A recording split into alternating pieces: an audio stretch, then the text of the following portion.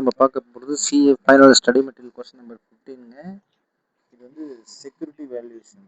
இந்த படம் வந்து செக்யூரிட்டி வேல்யூஷன் படம்.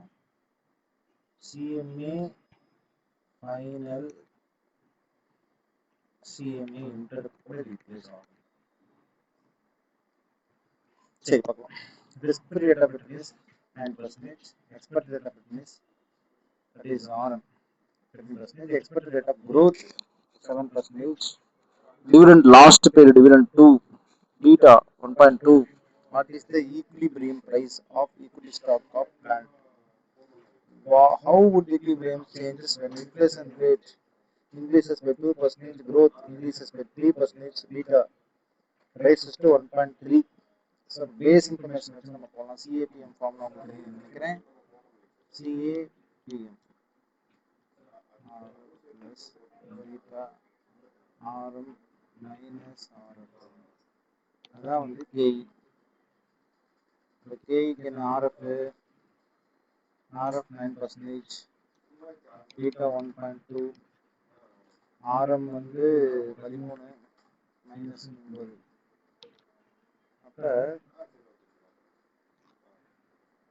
அப்ப இதுதான் 1.2 இன்ட்டு 13 4. அப்போ 1.2 இன்ட்டு 4 4.8 ப்ளஸ் 9. ஸோ 13.8% தான் கே. இதான் இங்கே போட்டுக்கலாம். நான் உங்களுக்கு ஃபார்முலா வைஸ் உங்களுக்கு சொல்லி கொடுத்தேன். டிவிடெண்ட் அடுத்த சரிங்க பி கண்டுபிடிக்க போறீங்க. பீனா dividend K E minus G. What is dividend 2 ரூபா. ஜி சரி ஜினா growth எவ்வளோங்க 7%. அப்போ 1.07 எப்படின்னா 7%. 1 + 7% தான் 1.07. கேஇ எவ்வளோ 13.8, growth 7. அப்போ 2 into 1.07, so 2.14 divided by 13.8 minus 7, 6.8. அப்போ 2.14 minus 6.8, 4.66. அப்போ டிவிடெண்ட் growth மாடலில் வந்து 6.66 அப்போ 2.14 divided by 6.8 போட்டால் 2.14 divided by 6.8%, 31.47. 31.47.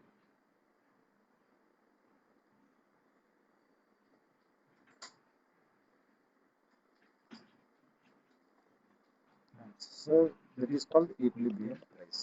Changes என்ன ஆகுது? Changes in the inflation price increases 2%, growth increases by 3%, beta.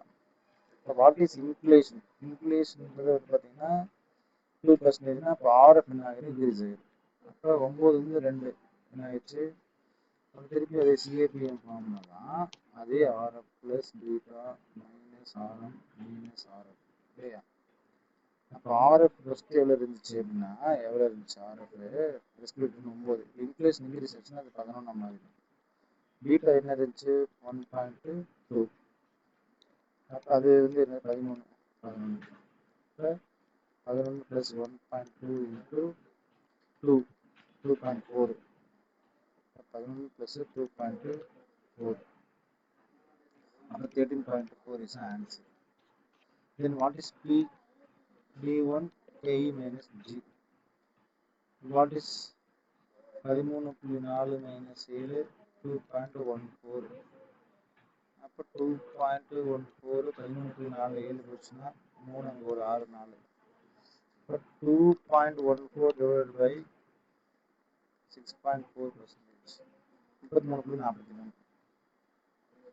33.43. இது ஆன்சர். இது வந்து இன்ஃப்ளேஷன் ரேட் 2% இன்க்ரீஸ் ஆச்சுன்னா. அடுத்த கேள்வி என்ன கேட்குறேன் சார், growth percentage வந்து இன்க்ரீஸ் ஆயிடுச்சு 3%. growth rate increases 3%. அப்போ what is growth? growth increase ஆயிடுச்சு 10%. அப்போ 2.20. 2.20 பை 13.8 மைனஸ் growth 3.8. அப்போ 2.20 மைனஸ் 3.8%. 57.89. அப்போ 57.89. நெக்ஸ்ட் பீட்டா 1.3 ஆகுது. 1.3 ஆச்சுன்னா என்ன? ஸோ 14.1 29.4. ஸோ இது ரொம்ப ஈஸியான சம். இதில் வந்து எக்ஸாமுக்கு கேட்டாங்கன்னா இவங்க கேட்ட மோர் மார்க்ஸ். ஸோ இருந்தாலும் கான்செப்ட்லாம் நீங்கள் அண்டர்ஸ்டாண்ட் பண்ணிக்கிறதுக்காக அந்த கணக்கு நான் போட்டு காமிச்சு. இது வந்து ரொம்ப ஈஸியான சம், எக்ஸாமுக்கு அடிக்கடி கேட்கக்கூடியது.